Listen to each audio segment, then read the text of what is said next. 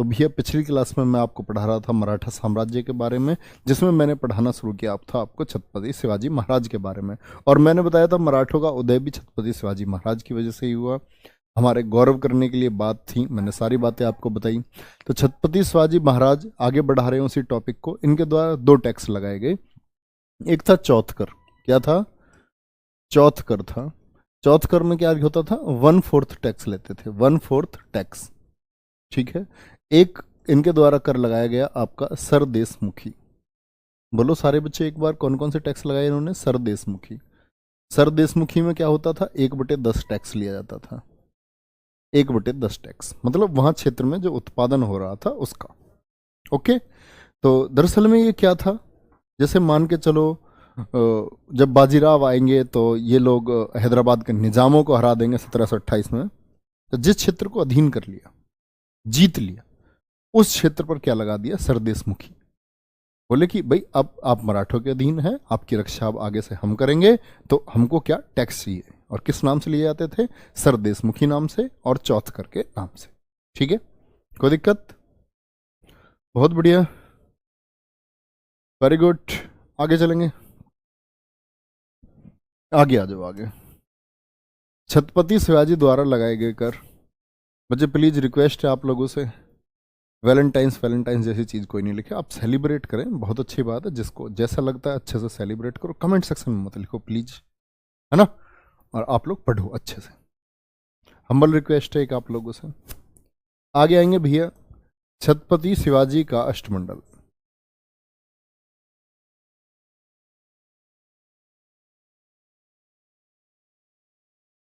अष्टमंडल में इन्होंने क्या किया था? अष्टमंडल से बहुत क्वेश्चन पूछा जाता है, ध्यान से रखना इस बात को याद है, इंपॉर्टेंट चुनना इसको, महत्वपूर्ण। अष्टमंडल में छत्रपति शिवाजी ने क्या किया महाराज ने कि 8 लोगों की एक मंत्री परिषद बनाई और बोली ये 8 लोग मेरे प्रमुख लोग हैं, जो भी मेरे डिसीजन होंगे वो 8 लोग ये मिल करके लेंगे। तो वो 8 पदों से क्या क्वेश्चन आता है? पहला आता है अष्ट प्रधान का सबसे प्रमुख पद कौन सा था? बताओ सभी बच्चे, अष्ट प्रधान का सबसे प्रमुख पद कौन सा था? अष्ट मतलब 8 लोग है भैया। कितने लोग हैं? 8 लोग ये हैं। और 8 लोग कौन कौन से? पहला है इसमें पेशवा। पेशवा लिखना, सबसे प्रमुख पद था, सबसे प्रमुख पद। सबसे प्रमुख पद कौन सा था? वो हुआ करता था आपका, या प्रशा सकते हैं आप, सबसे प्रमुख पद यानी प्रशासन का ये चीफ था, एडमिनिस्ट्रेशन सब इसी के हाथ में था। प्रशासन का प्रमुख आप कह सकते हैं, प्रशासन का प्रमुख। ओके, चलो भाई, पेशवा। दूसरी बात करते हैं, दूसरा पद था इनका सरे नौबत। सर ए नौबत। और सरे नौबत कौन होता था? ये सेनापति होते थे, जो सेनापति का पद था। तीसरा पद था इनका मैमुआ पद। मैमुआ पद बोल सकते हैं, या मैमुआदार भी हम लोग कह सकते हैं।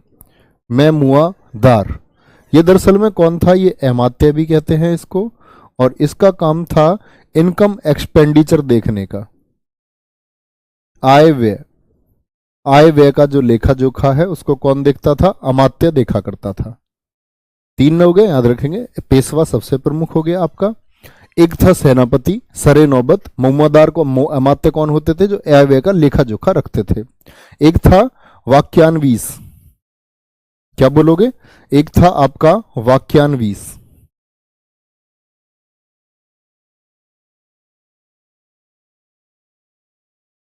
वाक्यान्वीस।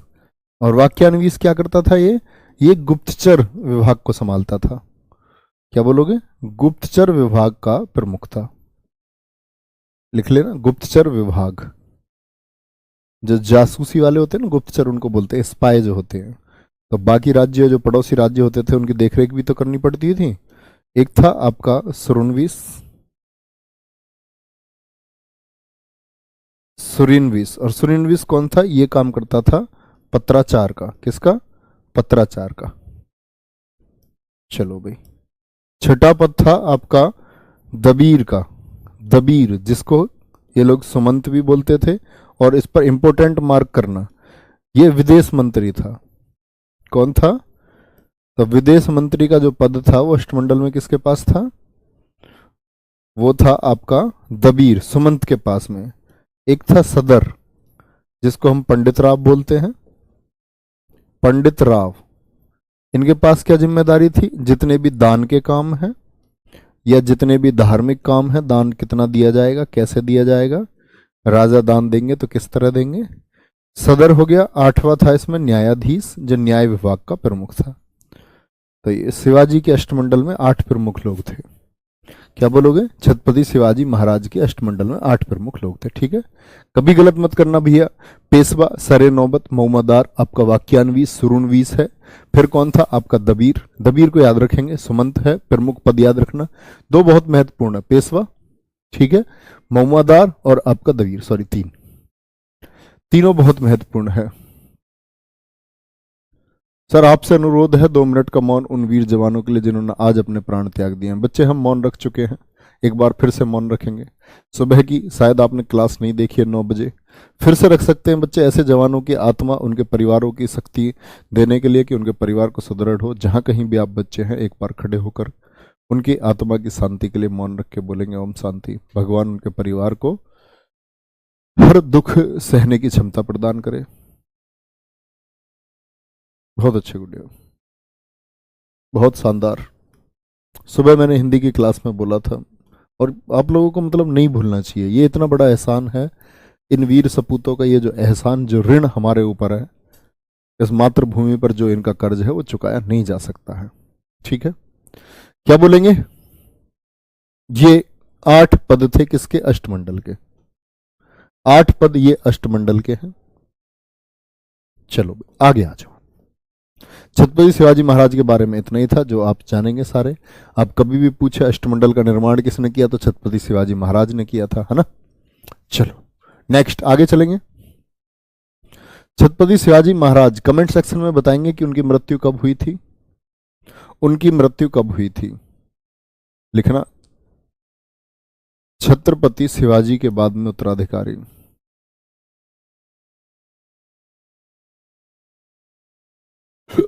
मैंने आपको बता भी दिया है कि बाद में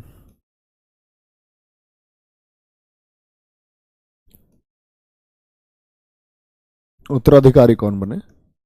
उत्तराधिकारी बनते हैं आपके संभाजी महाराज। संभाजी महाराज से बहुत कम पढ़ा होगा आपने संभाजी महाराज के बारे में। एक बड़े वीर लड़ाके के नाम से जाने जाते हैं, और 1680 से लेकर के 1689 तक इन्होंने रूल किया। तो इनको हम क्या बोलेंगे? छत्रपति शिवाजी के बाद में ये सेकंड छत्रपति हैं। कौन थे ये? दूसरे छत्रपति हैं। ठीक है, और ये बात मैं आपको बता चुका हूं कि ये किसके पुत्र हैं। ये छत्रपति शिवाजी महाराज जी की जो पत्नी थी साईबाई, साईबाई के पुत्र हैं। किसके पुत्र हैं? लिख लेना इस बात को भी, साईबाई के पुत्र। दरअसल में एक और पत्नी है छत्रपति शिवाजी की, मैंने जो आपको बताया था, सोयराबाई। कौन है? एक और पत्नी थी इनकी, सोयराबाई। और सोयराबाई का पुत्र था राजा राम, जो मैंने पिछली क्लास में शायद आप लोगों से क्वेश्चन भी पूछा था कि राजा राम किसके पुत्र हैं, या सोयराबाई के पुत्र का क्या नाम है, ऐसा कुछ पूछा था मैंने आपसे। तो सोयराबाई का पुत्र है राजा राम। तो ये भी तो बेटा है छत्रपति शिवाजी महाराज का, और इधर एक बेटा है संभाजी महाराज। कुछ लोग चाहते थे कि बड़ा है इनमें कौन?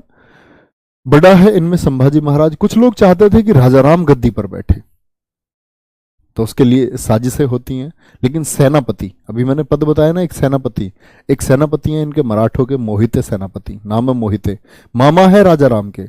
लेकिन वो जानते थे कि राजा राम को गद्दी पर नहीं बैठना है, तो उस अभियान को विफल कर देते हैं और गद्दी पर किसको बैठाते हैं? संभाजी महाराज को नियुक्त कराते हैं, क्योंकि वास्तविक हक किसका था? संभाजी महाराज का। ठीक है, न्यायाधीश का क्या काम होता था? बच्चे गौरव सिसोदिया पॉलिटी नहीं पढ़ते हो, न्यायाधीश का क्या काम है? वो न्याय विभाग का प्रमुख था। क्या सुधार हो सकते हैं, लोगों को कैसे दंड देना है, न्यायाधीश का काम नहीं जानते। सर जी जीजाबाई कौन थी? शर्म आनी चाहिए, तो ये तो इस देश में पैदा हुआ भारत में है, जो ये पूछ रहा है ना जीजाबाई कौन थी, तुम्हें शर्म आनी चाहिए। तुम कल को ये भी पूछोगे कल को ये भी पूछोगे तुम, एक दिन ऐसा आएगा कि भगत सिंह कौन थे। वो कहते हैं ना, वो ब्लड में सर्कुलेशन किसी किसी का होना बंद हो जाता। पबजी के बारे में सब पता, पबजी में कौन कौन सी गोली मिलती है? बस पगलू हो। तो दरअसल में गद्दी पर बैठाना चाहते थे कुछ साजिश करता राजा राम को, लेकिन साजिश फेल हो गई। गद्दी पर कौन आ गया? संभाजी महाराज।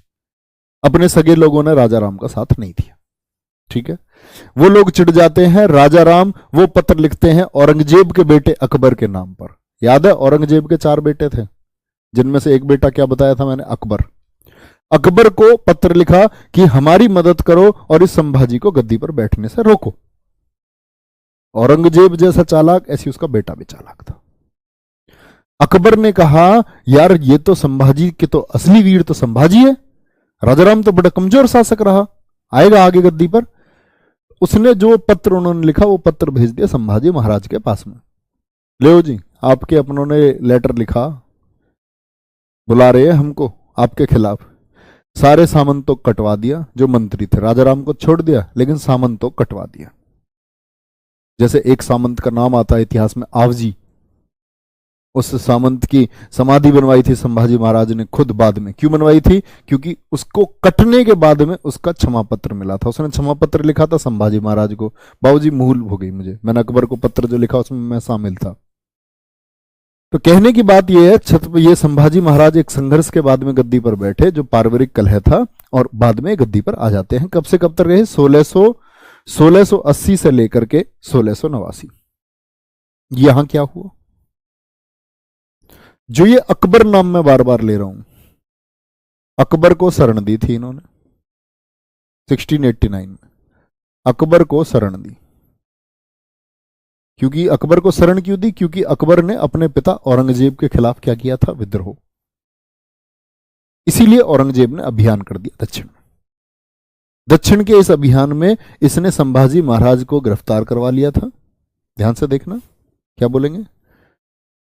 सॉरी, गिरफ्तार करवाया था। और इनके एक सलाहकार हैं, उनका नाम क्या है? सलाहकार। सलाहकार का नाम है कवि कलश। क्या नाम है? कवि कलश। आचार्य चाणक्य की भूमिका बताई जाती है। ठीक है, और फिर बात आती है, सॉरी, अब मेरी बात सुनना ध्यान से। 2 बातें हैं छोटी छोटी। कवि कलश किसके सलाहकार हैं? संभाजी महाराज के।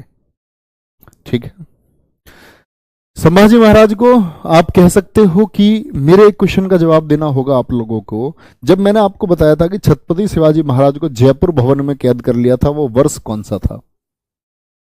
वो वर्ष कौन सा था जब छत्रपति शिवाजी महाराज को जयपुर भवन में कैद कर लिया गया था? फटाफट से। तो जब वो जयपुर गए थे ना छत्रपति शिवाजी महाराज, उस समय जयपुर इनके साथ कौन गए थे? शिवाजी महाराज के साथ में संभाजी गए, पीछे बैठ के 1250 किलोमीटर घोड़े पर, तुगलुक तुगलुक तुगलुक तुगलुक तुगलुक तुगलुक तुगलुक तुगलुक पहुंच गए घोड़े पर, छोटा सा बच्चा। और अब आप कहोगे जी 1666 में गए थे, तो ये 9 साल के थे। 1657 में जन्म हुआ है संभाजी महाराज का। 9 साल का बच्चा गया और शिवाजी उनको ट्रेनिंग दे रहे थे, बहुत जबरदस्त। वहां रहे, कैद हो गए थे शिवाजी। वहां संभाजी महाराज को भी कैद कर लिया गया था। जब शिवाजी फरार हुए तो मिठाई के टोकरों की मदद लेकर के, तो ये भी फरार हो गए। इनको आमेर भेज दिया था शिवाजी ने अपने मित्र के पास में कि तुम यहां जाकर के अपनी सैनिक क्षमताओं को विकसित करो, सैनिक क्षमताओं को अपनी को विकसित करो, है ना। तो क्या बोलोगे? अब ध्यान से आ जाओ। तो इनके बारे में और बातें आप क्या लिख सकते हैं? एक व्यक्ति का नाम याद रखना, गनोजी सिरके। गनोजी सिरके। एक इस गद्दार को याद रखना, गनोजी सिरके। ठीक है, ये दरअसल में है कौन? गनोजी सिरके। ये साला है, ये साला है। किसका साला था ये साला है आपका संभाजी महाराज का। लेकिन एक समय पर इसको, इन लोगों ने जब जागीर देने की बात हुई तो इन्होंने जागीर नहीं दी गनोजी सिरके को, तो गनोजी सिरके के खिलाफ चल रहा था। तो जब इनको पता चला गनोजी सिरके को कि संभाजी महाराज अकेले हैं इनके साथ, इनके बस एक जो प्रमुख व्यक्ति है वो गनोजी सिरके को पता चल गया कि इनके साथ में कवि कलश है सिर्फ, और नाम मात्र के कुछ सैनिक थे इनके साथ में। तो इन्होंने वहां सूचना भिजवाई कि ये सही वक्त है संभाजी महाराज को पकड़ने का, बदला लेने का कि इसने अकबर को शरण क्यों दी थी। तो गुप्त तरीके से, तो इसीलिए इतिहास में एक कथन है कि गणोजी सिरके, क्या बोलेंगे, हमें तो गणोजी सिरके ने लूटा, हमें तो गणोजी सिरके ने लूटा, औरंगजेब में कहां दम था। कभी कभी हम लोग समझ लेते हैं छत्रपति शिवाजी महाराज एक बहुत बड़ी शक्ति थे, और समझना भी चाहिए, लेकिन हम गलती कहां करते हैं, हम समझते हैं संभाजी महाराज जो हैं वो एक छोटी मोटी शक्ति है। नहीं, बहुत विद्वान शासक थे। कहते हैं 13 वर्ष की उम्र में इन्होंने 13 भाषाओं को सीख लिया था। 13 भाषाओं को सीखने के अलावा इन्होंने 2 ग्रंथ भी लिखे, बुद्ध भूषण ग्रंथ, याद रखना इस बात को, बुद्ध भूषण ग्रंथ और नखशिख। बुद्ध भूषण ग्रंथ और नखशिख की रचना, नखशिख की रचना संभाजी महाराज ने की। लिखना, संभाजी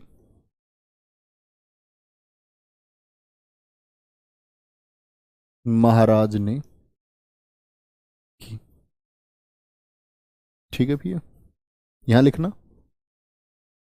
औरंगाबाद का किला छत्रपति शिवाजी महाराज के बाद में जीता था इन्होंने धन के लिए। औरंगाबाद का किला लूटा, औरंगाबाद महाराष्ट्र का किला लूटा इन्होंने, है ना। औरंगाबाद महाराष्ट्र का किला लूटा, तो औरंगजेब था उस समय। औरंगजेब को एक खबर मिली कि औरंगाबाद का किला लूटा है, तो औरंगजेब ने वहां से भेजा था हुसैन अली खां को, और उसके बाद में हुसैन अली को हराया था। भाग गया था ये वापस, हराया था। ठीक है भैया, छत्रपति संभाजी महाराज की बात चल रही है। यार तुम लोग जो है ना, कोई कोई बच्चा बड़ा कमजोर है। एक बच्चा पूछ रहा, सर संकित चौधरी पूछ रहे, छत्रपति शिवाजी एक उपाधि थी या नाम था। बच्चे पिछली क्लास तो करो मेरे दोस्त। जब मैंने बताया शिवाजी ने अपना राज्याभिषेक किया तो उन्होंने छत्रपति उपाधि धारण की। अगर आप पिछली क्लासेस मेरे लड्डू कर लेते तो आज आपको ये प्रश्न पूछने की जरूरत ना पड़ती। क्रम से क्लासेस करो, बीच में मत आओ कूद के, लाला गलत बात है। सर जी सेकंड छत्रपति हैं क्या ये? हाँ, क्यों नहीं है सेकंड छत्रपति, लिखा हुआ नहीं है। पहले छत्रपति छत्रपति शिवाजी महाराज हैं, दूसरे छत्रपति आपके संभाजी महाराज हैं, तीसरा छत्रपति राजा राम होगा। ठीक है, क्रम से पढ़ते चलेंगे। और बोलो सर जी छत्रसाल कौन था? छत्रसाल बेटा मस्तानी का पापा है। मस्तानी आएगी जब बाजीराव प्रथम 1720 से 40 को पढ़ोगे। चलो एक बार थम्स अप करके बताओगे राइटिंग समझ में आ रही है आप लोगों को या नहीं आ रही है, बताएंगे। चलो बहुत बढ़िया भैया, चलो चलो बहुत बढ़िया, कोई दिक्कत तो नहीं। हाँ, पेशवा को प्रधानमंत्री भी कहते थे। पवन कुमार मौर्य जी बिल्कुल प्रधानमंत्री बोलते थे भैया, प्रमुख था वो। चलो, औरंगाबाद का किला लूटा और हुसैन अली को हराया था। किसने हराया था? छत्रपति शिवाजी महाराज ने। तो अब आप समझ गए होंगे इनके बारे में सारी बातें। 1689 में क्या हुआ, यहां इनको कैद कर लिया गया। सेना आती है, धोखा किसने दिया? गणोजी सिरके ने, गद्दार ने। और धोखा देने के बाद इनको क्या बना लिया गया? बंदी बना लिया गया। 1689 में हत्या औरंगजेब ने करवा दी। किसने करवा दी? औरंगजेब ने करवा दी। हत्या औरंगजेब ने करवा दी। कोई दिक्कत? औरंगजेब ने बंदी बना लिया तो 3 शर्तें रखी। 3 शर्तें रखी, मराठा मेरे अधीन कर दो, मराठा मेरे अधीन कर दो, मतलब पूरे महाराष्ट्र में से जो मराठा साम्राज्य है इसको मेरे अधीन करो। लिखना मत इसको, बस समझो, मराठा मेरे अधीन करो। जो लूट का माल है, जो औरंगाबाद किले में लूटा है, उस लूट के माल को दे दो, लूट का माल बता दो, और बताओ तुम्हारे साथ इसमें कौन कौन था, तुम्हारा साथ किस किस ने दिया। दूसरी शर्त। तीसरी शर्त रखी धर्म परिवर्तन की, कि मुस्लिम बन जाओ और मैं तुम्हें, मेरे साथ मिल जाओ, मैं तुम्हें इतनी मजबूती दूंगा जितनी आपने सोची भी ना हो। वक्त दिया गया सोचने का किसको? बंदी कौन कौन है? संभाजी महाराज और कवि कलश, दोनों को बंदी बना करके पूछा जा रहा है। इन्होंने बोला नहीं, इन तीनों में से कुछ भी संभव नहीं है। एक शर्त, दो शर्त, तीन शर्त, कुछ भी नहीं है। नाखून उखाड़ने शुरू हुए। पहले दिन नाखून उखाड़े गए, एक हाथ के, दोनों के, एक के नहीं दोनों के। दूसरे दिन दूसरे हाथ के नाखून उखाड़े गए। तीसरे दिन उंगलियां काटी गई एक हाथ की। चौथे दिन ये उंगलियां काटी गई। पांचवें दिन कहते हैं पैर के पंजे उखड़ने शुरू हुए और पैर की उंगलियां कटनी शुरू हुई। छठे दिन पैर की दूसरे की उंगली कटनी शुरू हुई, कलाई कटनी शुरू हुई, हाथ कटने शुरू हुए, बाल उखड़ने शुरू हुए, खाल उतारनी शुरू हुई। आंखों में जलती सलाखें कवि कलश की में दे दी गई संभाजी महाराज के सामने। संभाजी महाराज की भी आंखों में जलती सलाखें दे दी गई। बताओ, 30 दिन तक औरंगजेब ने इनको काटा। और एक लड़का हमारी क्लास का हमसे यह कहता है कि सर जी आपकी क्लास में मुझे एक धार्मिक बू आई औरंगजेब को पढ़ाते समय। तो प्यारे बच्चे, अपने आप से सवाल कर लेना, क्या अकबर पढ़ाते समय भी एक बू मेरे अंदर से आई आप लोगों को? क्यों औरंगजेब की ही बुराई मैंने करी? क्योंकि दरअसल में अगर वो आज के समय में होता और आज के समय में ये अगर संविधान जैसी चीज ना होती और मेरे हाथ में तलवार होती, तो मैं अपना सौभाग्य समझता कि औरंगजेब की गर्दन में काट पाता।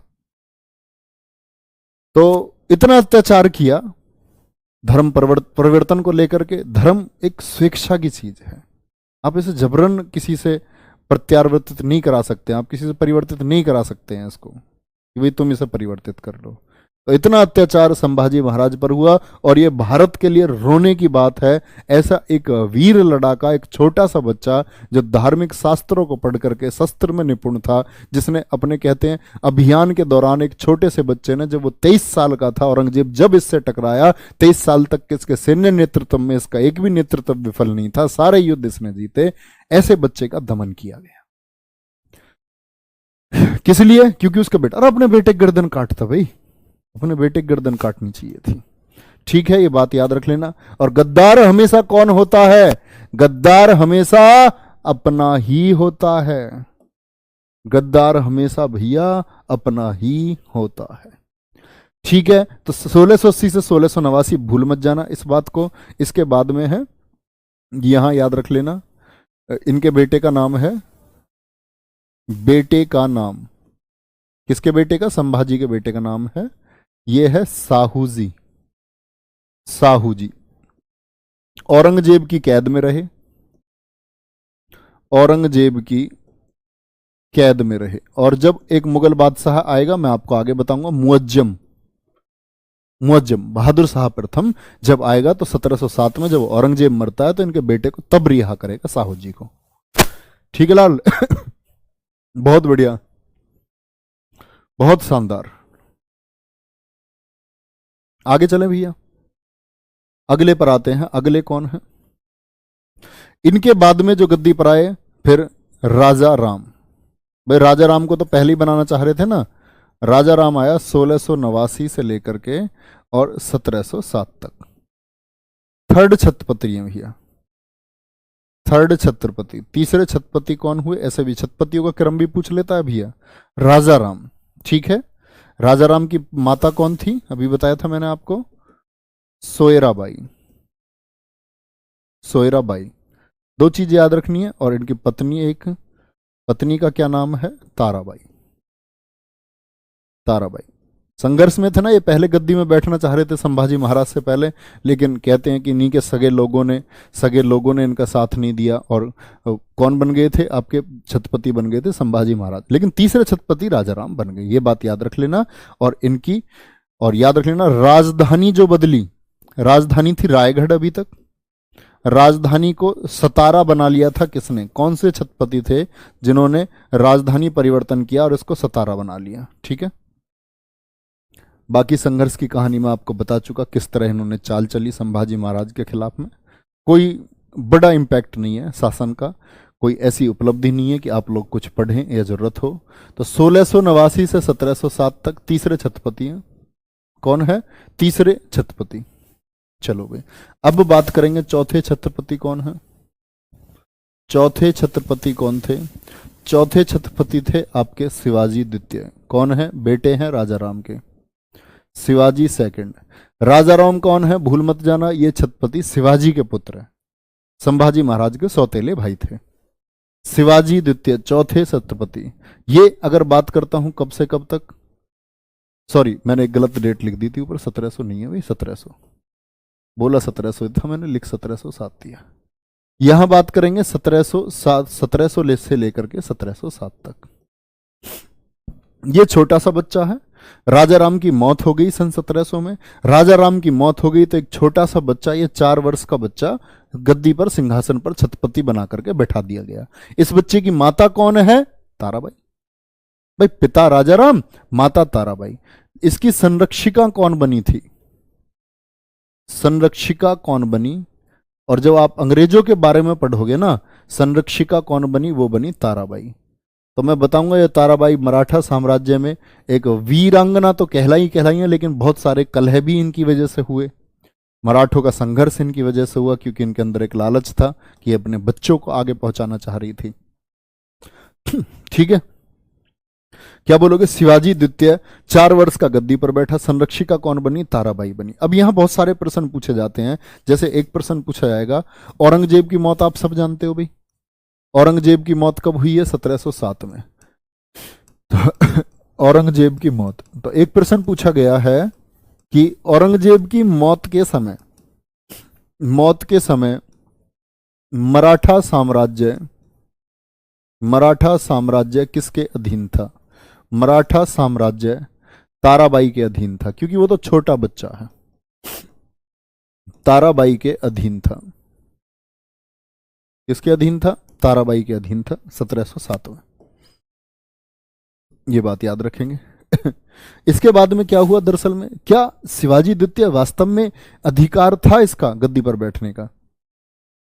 आप बताओ जरा, मैंने इतनी बात आपको बताई है, मुझे एक बात बताओ, संभाजी महाराज के बाद में अधिकार किसका था? जब आप लोग इस चीज का आंसर दे देंगे तब आगे पढ़ेंगे। बताओ फटाफट से। संभाजी महाराज के बाद में सलोनी सैनी सर, मेरा नाम लेकर गुड़िया बोल दो। बहुत बहुत स्वागत है गुड़िया। गौरव से सोदिया से, बहुत बढ़िया, आप भी मेरे फेवरेट हो। चलो बोलो फटाफट आंसर करो भैया, आप लोग कमेंट लेट आएंगे। मैंने बोला चौथे छत्रपति शिवाजी द्वितीय हो गए, यहां तक की बात में कोई दिक्कत? अब यहां बात आएगी साहूजी महाराज। 5वें छत्रपति कौन हुए? साहूजी महाराज। वही बच्चा बता पाएगा जो क्लास को ध्यान से सुन रहा होगा। 1707 से लेकर के 1749 तक। बहुत बढ़िया, साहू जी होने चाहिए थे सर, बहुत गजब गजब गजब, बहुत शानदार। तो दरअसल में साहू जी तो कैद में थे, साहू जी हो कैसे जाते, समस्या तो ये थी ना। और मराठों ने कोई संघर्ष नहीं किया उस समय पर कि साहू जी को छुड़ाए कौन? क्योंकि कंट्रोल राजा राम के हाथ में आ गया सन 1700 से, तो 1689 से। तो उन्होंने सोचा अब अगर उसको छुड़ाएंगे तो वो कल को गद्दी मांगेगा, तो अपने बच्चों के लिए कर रहे हैं, ताराबाई अपने बच्चों के लिए कर रही हैं। छत्रपति साहू जी महाराज जो संभाजी महाराज के पुत्र हैं, ये रिहा हो जाते हैं 1707 में कैद से आजाद, क्योंकि औरंगजेब मर चुका है। कैद से आजाद किसने रिहा किया था? कैद से आजाद किया मुअज्जम ने। और मुअज्जम भूल तो नहीं जाओगे किसको बोलते थे? वही है मुअज्जम जो साहे बेखबर है, साहे बेखबर है, मुअज्जम ने किया। क्या बोलोगे? बहादुर साहब प्रथम, जिसका नाम हम लेते हैं। तो वापस आते हैं, गद्दी के असली हकदार हैं कहते हैं, तो उत्तराधिकार का युद्ध हुआ। उत्तराधिकार का युद्ध हुआ, तो उत्तराधिकार का युद्ध कब हुआ? सन 1707 में। कब हुआ? 1707 में उत्तराधिकार का युद्ध हुआ। वो कहती थी नहीं, शिवाजी द्वितीय ही रहेंगे। उत्तराधिकार का युद्ध होता है। उत्तराधिकार के युद्ध में कौन कौन हो गए भैया? तो सीधी सी बात है, उस समय ताराबाई से संघर्ष हुआ होगा, साहू जी वर्सेस ताराबाई। लेकिन यहाँ एक शक्ति बनकर के उभरते हैं और इस युद्ध में साहू जी के साथ दिया था बालाजी विश्वनाथ ने, जिनका प्रभाव उस समय दक्षिण में बहुत बढ़ रहा था। ब्राह्मण राजघराने से संबंध रखते थे, ब्राह्मण हैं, और इसके साथ ही यही लोग होंगे जो आपके आगे पेशवाई को चलाएंगे। किसको चलाएंगे? पेशवाई को। सॉरी, एक चीज मिस कर गया था बीच में, उसको नोट कर लेना। पेशवाई से मुझे ध्यान आया कि मैंने ये तो बता दिया था आपका अष्टछाप। अष्टछाप का निर्माण तो शिवाजी ने किया था, याद रख लेना। जो संभाजी महाराज थे ना, संभाजी महाराज में लिख लेना भैया, संभाजी ने अष्टछाप को नष्ट कर दिया था, अष्टछाप को खत्म कर दिया था, क्योंकि उसमें आंतरिक कलह होने लगी थी, पॉलिटिक्स होने लगी थी, रवैये की वजह से चलते हुए उन्होंने बोला अष्टछाप की जरूरत नहीं है, मैं खुद मॉनिटरिंग करूंगा। ठीक है, खुद मॉनिटरिंग हम करेंगे और खुद ही देखेंगे। तो बालाजी विश्वनाथ ने उत्तराधिकार के युद्ध में किसका सहयोग दिया था? या आप बोल सकते हैं कि साहूजी महाराज ने जो वापस मराठा साम्राज्य में जो छत्रपति ये बन पाए, किसकी मदद से बन पाए? तो इनका साथ दिया बालाजी विश्वनाथ ने। ठीक है, और यहीं से हम पढ़ते हैं बालाजी विश्वनाथ के बारे में। और बालाजी विश्वनाथ 1713 में पेशवा बने थे। पेशवा पद फिर से आ गया, पेशवा बने और प्रमुख व्यक्ति बना लिया। किसके द्वारा बनाया गया है? याद रखना, बनाया किसने है इनको? साहू जी ने ही बनाया है। साहू जी कब तक है? 49 तक है। हारी कौन है? ताराबाई। लेकिन ताराबाई बड़ी चालाक है, ताराबाई देखना, ताराबाई का बेटा तो गद्दी पर नहीं रहा शिवाजी आदित्य, लेकिन उसका बेटा है एक 1749 में, यहां छोटी सी बात याद रख लेना, 1749 में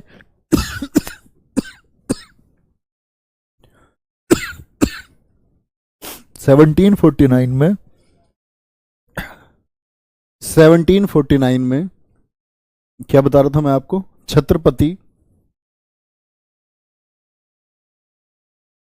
रामराज बन गया था। रामराज बन गया था, सॉरी। और रामराज जो ये छत्रपति बना है, ये रामराज है आपका, याद रख लेना, ताराबाई का पोता। ताराबाई का पोता। क्यों जी, ये क्यों बना? क्योंकि भैया ये जो आपके साहू जी महाराज थे ना, इनके संतान नहीं थी। साहू जी महाराज के कोई संतान नहीं थी, तो इनकी संतान नहीं है, इसीलिए इनसे कहा था ताराबाई ने, भाई कोई बात नहीं, तेरे बच्चे नहीं है, हमारा पोता तो है शिवाजी सेकंड का बेटा, इसे ही गोद ले ले। तो इसने चाल चली थी, बाद में मिलकर इसने फिर विद्रोह किया था। ये सब जानोगे जब मैं आपको आंग्ल मराठा युद्ध बताऊंगा। क्या बताऊंगा? अंग्रेजों और मराठों के बीच के युद्ध। ठीक है, चलो। माता सोयराबाई, क्या गलत लिख दिया? कुछ गलत लिख दिया क्या मैंने? क्या गलत लिख दिया बताओ? मैंने लिखा राजा राम की माता सोयराबाई थी। क्या दिखा ना फिर से? शिवम कुमार कह रहे हैं गलत लिख दिया गुरुजी आपने, माता सोयराबाई थी ना कि ताराबाई। तो भैया मैंने माता ही तो लिख रखी है यार। अबे यार, बेटा दूध का काम करेगा तो पक्का देख लेना, दूध का काम करेगा कुछ दिन बाद। क्या बोलोगे? 1713 में पेशवा बने, प्रमुख पद बन गया पेशवा। और बालाजी विश्वनाथ जो 1713 में पेशवा बनते हैं, और कब से कब तक रहे ये? 1713 से 20 तक। अब आप लोग ऐसा मत समझ लेना कि जी ये कहां गए फिर। उनका पद है राजा का पद, राजा का पद है ना। और राजा जैसे कि चंद्रगुप्त मौर्य राजा थे, प्रधानमंत्री कौन थे? कौटिल्य। ऐसे ही जो साहू जी महाराज 1749 तक एक राजा की भूमिका में है ना। और ये लोग पेशवा क्या है? प्रधानमंत्री की भूमिका में, या आचार्य चाणक्य की भूमिका में है। ठीक है, और बालाजी विश्वनाथ ने क्या किया? ने पेशवा पद को वंशानुगत कर दिया। पेशवा पद को वंशानुगत कर दिया। वंशानुगत क्या होता है जी? मतलब पेशवा का बेटा ही पेशवा बनेगा, पेशवा का जो बच्चा होगा वो पेशवा बनेगा। वंशानुगत कर दिया। यहां तक की बात में किसी को कोई दिक्कत भी है? होनी भी नहीं चाहिए। और इसके बाद में अगर बात आती है तो बालाजी विश्वनाथ ने बोला कि पुत्र ही पेशवा बनेगा वंशानुगत है तो इनका पुत्र पेशवा बना होगा, तो इनके बाद में जो पेशवा बना तो ये पहले पेशवा हैं, ये बात याद रख लेना। ये कौन है? ये पहले पेशवा हो गए। अब कौन आएगा? सेकंड पेशवा। और सेकंड पेशवा कौन बने थे? सेकंड पेशवा बने थे आपके बाजीराव प्रथम, इन्हीं के पुत्र हैं। और ये वो ब्राह्मण शासक कहलाते हैं। कहते हैं कि सेनापतियों की अगर बात करते हैं, राजा तो बहुत है जिन्होंने युद्ध नहीं हारे अपने, समुद्रगुप्त से लेकर के हम बहुत सारे राजाओं का नाम लेते हैं, लेकिन सेनापतियों का जब नाम आता है तो ये राजा नहीं है। ये क्या है? ये नेतृत्व कर रहे हैं प्रधानमंत्री पद पर, पेशवा पद पर, संचालन कर रहे हैं सेनाओं का। कोई भी युद्ध नहीं हारे, 41 लड़ाइयां लड़ी हैं, 41 के 41 युद्ध जीते बाजीराव प्रथम ने। कब से कब तक हैं? 1720 से 40 तक, 1720 से लेकर के 40 तक। अच्छा, मस्तानी इन्हीं की पत्नी है, तो इनकी एक पत्नी और थी जो आपने मूवी देखी हो अगर, बाजीराव मस्तानी। चीते की चाल बाज की नगर, बाज की नजर, सॉरी मेरी जुबान भी ततला गई, तबीयत खराब है। चीते की चाल बाज की नजर, और क्या था फिर? क्या भी नवीन तुझे पता है? और बाजीराव की तलवार पर संदेह नहीं करते, तो वो बाजीराव है।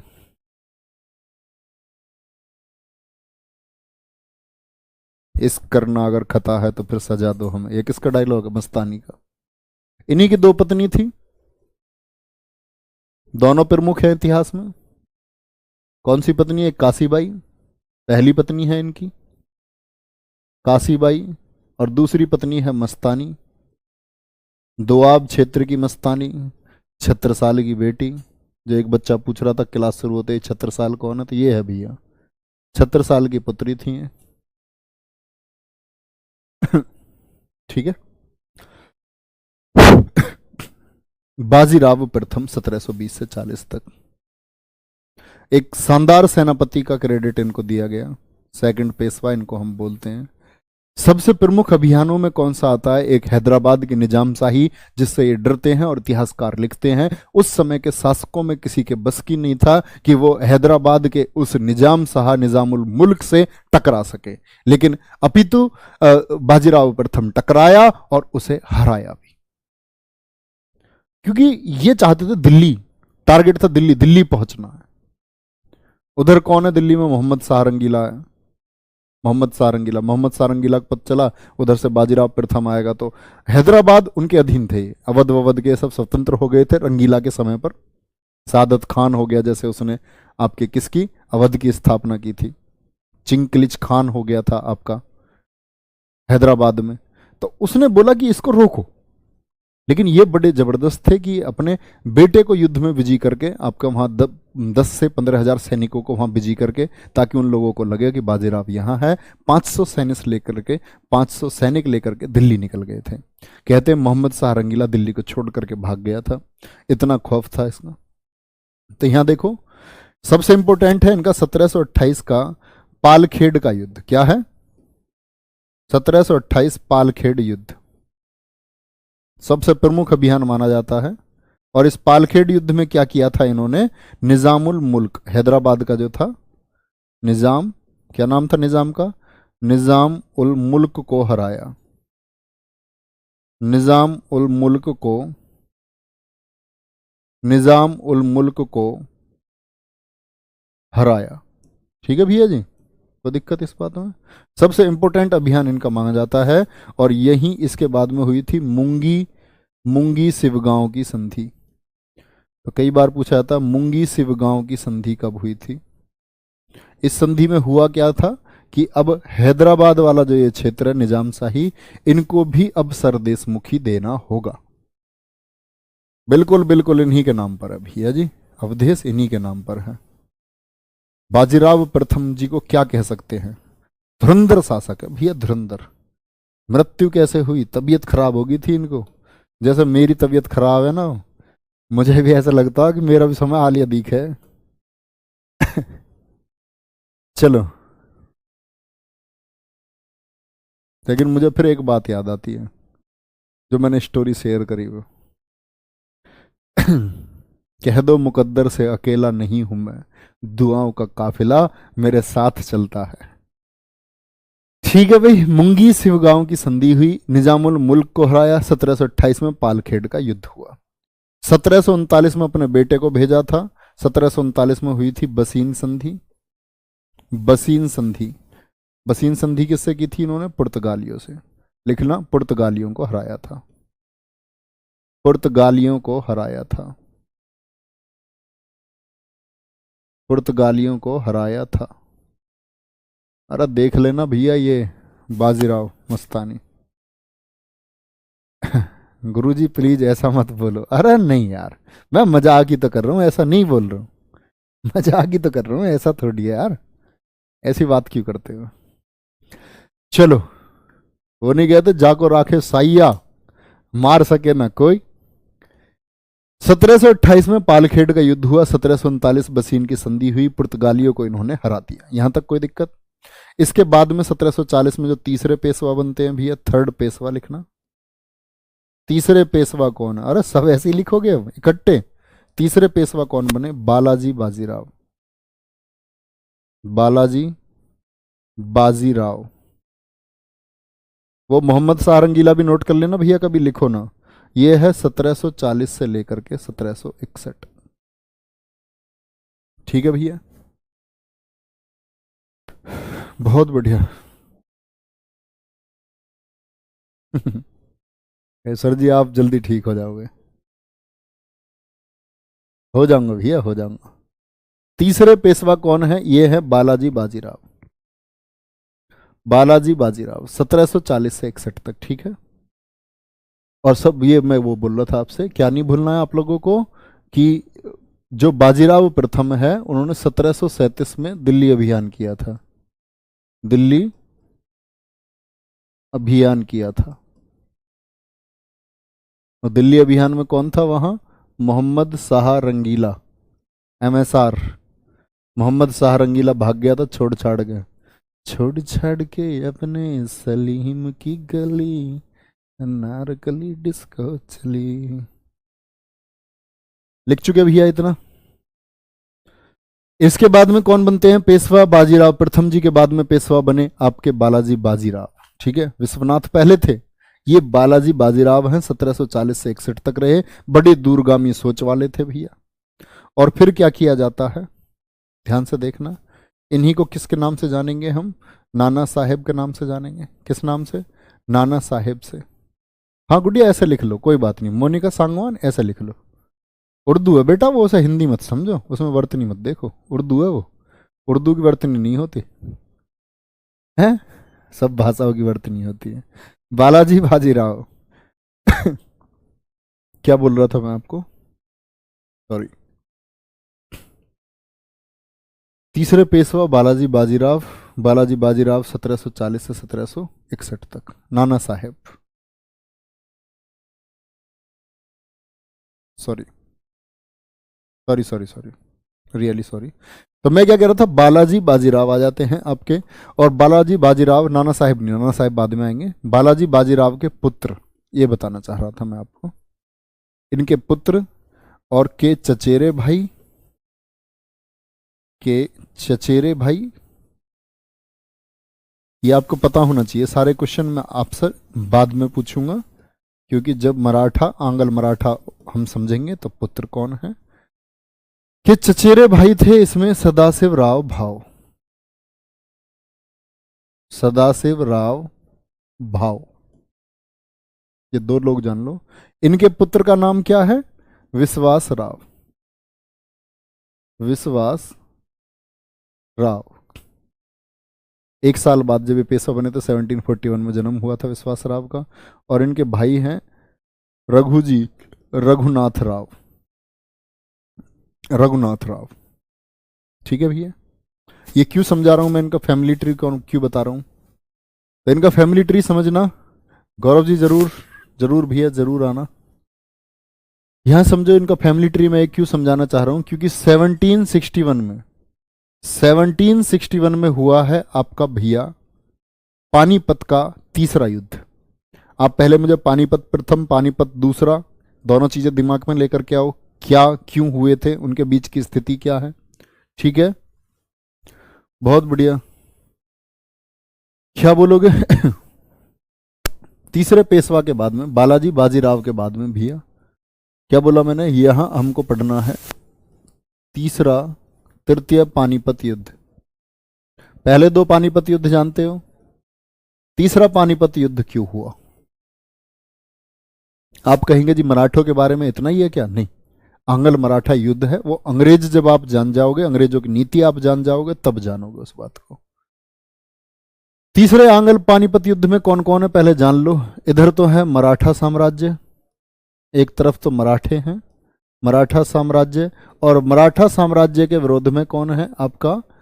इधर है आपके भैया, इधर है आपका अहमद शाह अब्दाली। लुटेरा था, दिल्ली कई बार, इसने 8 बार दिल्ली लूट चुका था, 8वीं बार भारत आया ये। कौन सी बार भारत आया था तृतीय पानीपत युद्ध में? बोलो सब। 8वीं बार आया था इंडिया में। ये कहां से है अहमद शाह अब्दाली? समझना, अहमद शाह अब्दाली था अफगानिस्तान, ईरान से। और जो नादिर शाह था ना, नादिर शाह, याद है नादिर शाह कब आया था भारत?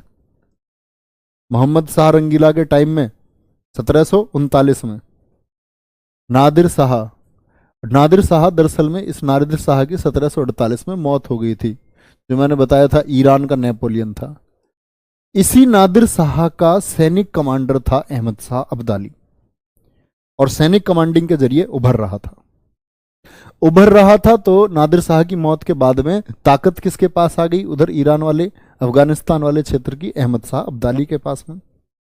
इधर मराठे बड़े पावरफुल थे, मराठे अपनी सीमाओं को बढ़ा रहे थे नौसेना की मदद से। मराठों ने अफगानिस्तान तक कूच कर दिया, ऐसा कूच किया कि अहमद शाह अब्दाली के बेटे को जान बचा के भागना पड़ा। अहमद शाह अब्दाली अपने बेटे के भागने से बड़ा मजबूर हुआ था। इन्हें अपने बेटों का बड़ा दुख था, हिंदुस्तान के इन सपूतों से बड़े दुखी होते थे। इनके बेटे नाचार, नाकामयाब थे, डरपोक थे। इन्होंने मौका परस्ती देख करके लोगों की पीठ में छुरा घोंपा। भारतीय वीरों से चिढ़ते थे, जैसे औरंगजेब। संभाजी महाराज को जब काट दिया उंगली उंगली, औरंगजेब क्या कहता है? अगर मेरे 4 बेटों में से एक भी बेटा संभाजी महाराज जैसा होता ना, 4 में से एक भी संभाजी महाराज के जैसा होता, तो मैं मुगल साम्राज्य को पूरे एशिया तक स्थापित कर देता। तो ऐसे ही ये अहमद शाह अब्दाली, अपने बेटे का बड़ा दुख हुआ हारने का। किसने भगाया जी? मराठों ने। मराठों में कौन है जी? कहता जी उधर आपके वो आ गए हैं बालाजी, बालाजी की वजह से हुआ है। बोले भी कूच करेंगे दिल्ली के लिए। तो ये मराठों के खिलाफ संघर्ष था इनका। और ये महाराष्ट्र जो गाली देता है ना, महाराष्ट्र, उत्तर के लोगों को गाली क्यों मिलती महाराष्ट्र में? कहां से वो प्रथा चली? उन मराठों का कहना है कि हम 1500-2000 किलोमीटर महाराष्ट्र चल करके यहां पानीपत के मैदान में आए और उत्तर की कोई शक्ति नहीं आई। फोन करा, हाँ जी चौधरी साहब कहां हो? लड़ाई सी हो गई है पानीपत में, बाहर से आ रहा है अहमद शाह अब्दाली। फोन काट के स्विच ऑफ, अपने मजे में। सब अपने अपने दंभ के लिए मजबूत है कि हम ये, हम ये, हम वो। एक व्यक्ति बताऊंगा, सिर्फ एक व्यक्ति, और गर्व करना जब उस व्यक्ति का नाम लो। छाती पर हाथ मार के एक बार कहना कि हाँ, भारत माता ने सच में सपूतों को जन्म दिया है। ऐसे सपूत उस समय की स्थिति में पैदा हुए। आपके कौन? राणा सूरजमल। सूरजमल जाट, जाटों के प्लेटो जिनको कहा जाता है। तो सुनो क्या बात है, परीक्षा के लिए क्या जरूरी है। अहमद शाह अब्दाली, ठीक है भैया, यहां तक की बात में कोई दिक्कत? अहमद शाह अब्दाली के साथ कौन कौन है? इधर इसने एक तो अपने साथ मिला रखा है नजीब खां को। नजीब खां, ये नजीब खां कहां से है? रुहेलखंड से। उत्तर प्रदेश में जो रुहेलखंड है, रोहिल्ला बोलते हैं उसको, रुहेलखंड। और साथ में एक मिला लिया आपका सुजाउद्दौला। ये तो मिला हुआ ही रहेगा, तुम ये नाम बार बार आएगा तुम्हारे सामने, सुजाउद्दौला। तो याद रख लेना, ये कौन है? अवध का नवाब है। कौन था ये? अवध का नवाब था। अब दरअसल में अहमद शाह अब्दाली, मैंने बोला 8वीं बार दिल्ली आया था। इससे पहले ये 1757 में भी दिल्ली को लूट करके चला गया था। लास्ट ही दिल्ली खाली खोखली पड़ी थी, दिल्ली में कुछ भी नहीं था। तो यहां समझे एक बार ध्यान से, यहां से आता है, किधर चल रहा है? घूम करके खैबर दर्रे से होके हुए यहां डेरा बनाता है अपना। यही बात यहाँ साउथ में बैठे हुए पूना हेडक्वार्टर है महाराष्ट्र में किसका, मराठों का, उनको पता चलता है कि इधर दिल्ली की गद्दी के लिए इधर से चल के आ रहे हैं आपके, और उसके साथ में इस अवध के नवाब, रुहेलखंड के सब लोग इससे मिल रहे हैं। मराठों ने बोला बिन नहीं, ऐसा थोड़ी दिल्ली जान देंगे, चल दिए मराठे इधर से, मराठे इधर से चल रहे हैं। मराठों का ये इतिहास था कि पिछले लगभग 35-40 वर्ष जो थे इसमें मराठे कोई युद्ध हारे ही नहीं थे, तो बड़े कॉन्फिडेंस में थे कि हम किसी युद्ध को हार ही नहीं सकते। सब चल रहे हैं, 1 लाख की सेना लेकर के मराठे चले, 1 लाख लोग जा रहे हैं, और 1 लाख लोग जाते जाते 5 लाख लोग हो गए। कितने लोग? 5 लाख लोग, क्योंकि उत्तर भारत में मंदिर बहुत हैं, और इन लोगों के अंदर ये हुआ कि भाई युद्ध जा रहे हैं, मजे लेंगे, अरे चलो चलो हो रही है, सब चल रहे हैं, सब चल दिए, ठीक है। 5 लाख लोग हैं, तो दरअसल में ये बड़ा चालू है, अहमद साहब अब्दाली वीर भी है, यहां आकर के पहुंच गया पानीपत के मैदान में, इधर ये डट रही है सेना, यहां आकर के 5 लाख लोग, उसको पता चल गया बड़े हैं, उसने युद्ध को होल्ड पे रख लिया, कुछ टाइम बाद लड़ेंगे, थोड़े से टाइम पे।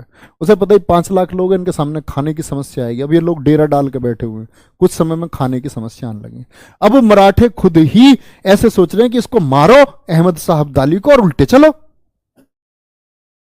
युद्ध की स्थिति इतनी खतरनाक है कि ये पहुंच जाते हैं पानीपत के मैदान में। दिन रखा जाता है आपका कब का? 14 जनवरी मकर संक्रांति का, और 14 जनवरी 1761 का। कब हुआ पानीपत का तीसरा युद्ध? 14 जनवरी 1761 को। जो ये सेना यहां जाकर के डेरा डाल लेती है, यहां बीच में से खाने की सप्लाई कट कर देता है कौन? अहमद साहब अब्दाली। जो खाना जा रहा था ये सप्लाई कट, यहां से बीच में से सप्लाई बंद, तो उधर सेना में त्राही त्राही है। बीच युद्ध में जब युद्ध चलता है, कहते हैं कि 1 लाख लोग लड़े, और फर्स्ट वर्ल्ड वॉर और सेकंड वर्ल्ड वॉर के अलावा अगर मैं बात करूं तो दुनिया का तीसरा सबसे बड़ा युद्ध है ये, लोगों के मारे जाने की संख्या में।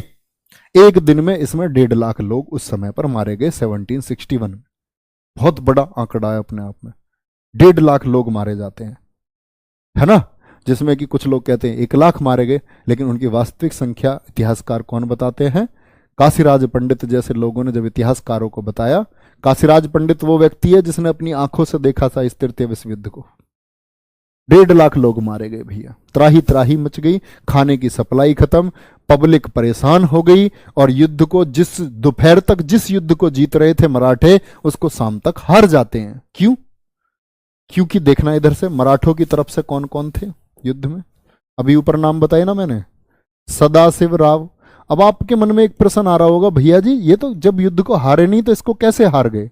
दरअसल में भैया इनके युद्धों को जो संचालित करता था ना सबको, इनका कमांडर था सबसे मजबूत रघुनाथ राव, जो भाई थे। लेकिन रघुनाथ राव भी गद्दी को चलते हुए लालच में आ जाते हैं, उनके अपने अपने जो हित की चीजें हैं उनको पेश करने लगते हैं, और उनको ये मानते नहीं है। वो मैं आंग्ल मराठा जब पढ़ाऊंगा तब पढ़ाऊंगा कि क्या कैसे अंग्रेजों ने इनके बीच फूट डाली, कैसे ये अंग्रेजों से मिले रघुनाथ राव या बाकी लोग।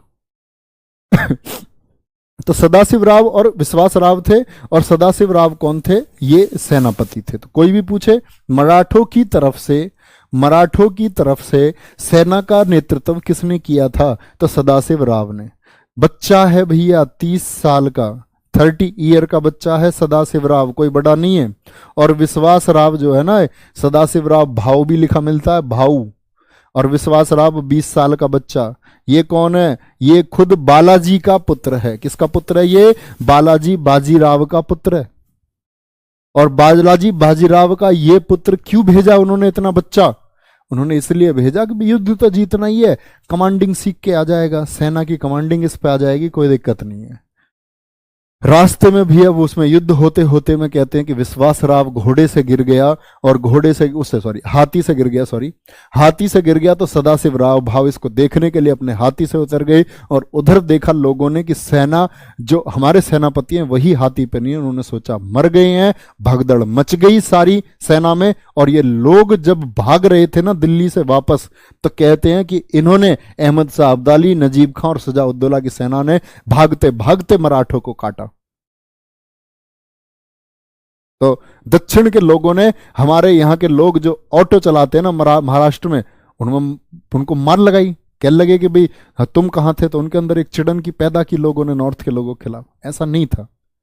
जब ये लोग जा रहे थे ना भैया, एक व्यक्ति को आप लोग भूल गए। जब ये लोग यहां से जा रहे थे, दक्षिण से जा रहे थे, और जब ये आगरा पहुंचे, कहां पहुंचे? आगरा। याद रख लेना, आगरा जो ये क्षेत्र है, इसको मैंने बताया कि हम लोग क्या बोलते थे, जाटलैंड के नाम से जाना जाता था। और आगरा में थे आपका कौन? यहां थे आपके सूरजमल, सूरजमल, सूरजमल जाट, जिनको हम क्या बोलते हैं? जाटों का प्लेटो, जाटों का प्लेटो इनको कहा जाता है। जब ये जा रहे थे तो यहां आगरा में ही मेल हुआ था किसका? सदाशिवराव भाव और सूरजमल जाट का। कहते हैं इन दोनों के बीच में एक विभेद था। जब ये आगरा पहुंचे तो इन्होंने कहा था सूरजमल से, इन्होंने बोला था, सूरजमल जी अब तो हिंदुओं का राज है, मराठे हैं, आप हैं, ये मस्जिद क्यों खड़ी हुई है? तो सूरजमल ने एक जवाब दिया था कि मस्जिद इसलिए खड़ी हुई है क्योंकि मैं भविष्य में सम्राट होने का जिम्मेदार बिल्कुल भी नहीं हूं, कोई नहीं है। कल ही आएंगे, कल ये हिंदू तोड़ेंगे, मस्जिदें फिर बन जाएंगी। जैसे लाल किले की, जो आपका लाल किले में दीवाने खास था, उसको तोड़ने के लिए कहा सदाशिवराव भाव ने, बोले इसको तोड़ो, इसका जो सोना निकलेगा वो जो तोड़ने वाले होंगे उनमें ही बांटा जाएगा। सूरजमल ने कहा नहीं जी, मत तोड़ो, सोने की जगह 5 लाख मैं दे देता हूं, मजदूरों में दे दो, ऐसी मत तोड़ो। क्यों तोड़ने के लिए मना नहीं कर रहे थे? वो कह रहे थे राष्ट्र धरोहर है, इसको तो नादिर शाह ने भी नहीं तोड़वाया, नादिर शाह ने भी छोड़ दिया, तो आप भी छोड़ दो इसको। तो कहने की बात है, दोनों में अनबन थी थोड़ी सी। तो ये जब पहुंचे सदाशिवराव भाव, तो सूरजमल ने कहा था कि हम आपके साथ चलते हैं, हम आपकी मदद करते हैं।